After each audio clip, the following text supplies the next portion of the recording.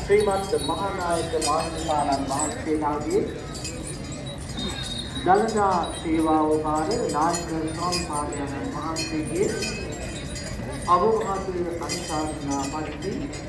ශ්‍රී දළදා මාලිගාවේ දියවඩන දෙවියන්පත් ගරු මැදි නිලංගාගේ ප්‍රධානත්වයේ සිව් මහා දේවාලයන්හි බස්නායක නිලමේවරුන්ගේ දායකත්වයෙන් राज्य सह වෙනත් ආයතන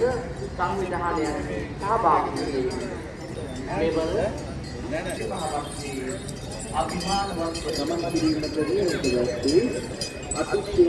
දැකුම් කල ශික්ෂා කරතිනිය තුන්වන රාජ්‍යවලින් කරකවයි.